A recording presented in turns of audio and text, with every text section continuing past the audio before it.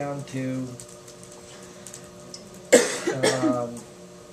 or the Coleman Packard, and we might want to come back at that. But one of the things that's coming up here is we don't have anything under the historical side of culture. And I've been giving examples of stuff that's around history and culture and how that shows itself in adolescence. There's another place it shows itself. It showed itself to me in Russia, actually, first time. And that is not every place always had preschools. There's a school system, but the school system usually started with kids who were around 7 or 8, something like that, something we call middle childhood. And the kids before that, most women weren't working, or they were working on the farm. It was not an industrial society. And they have something that's called a children's garden, a kindergarten, right?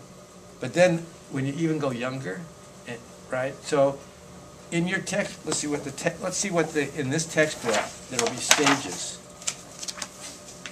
Infancy, prenatal, early childhood,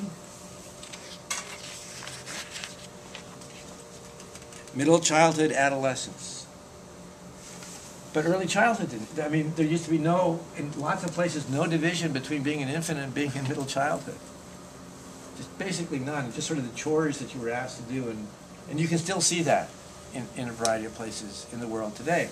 So that's another example of how what we call a stage of development isn't just because people universally grow up and change in the ways that they do, but it depends critically upon the environmental circumstances they encounter, and those depend upon the history of the group. What's the group brought to the table?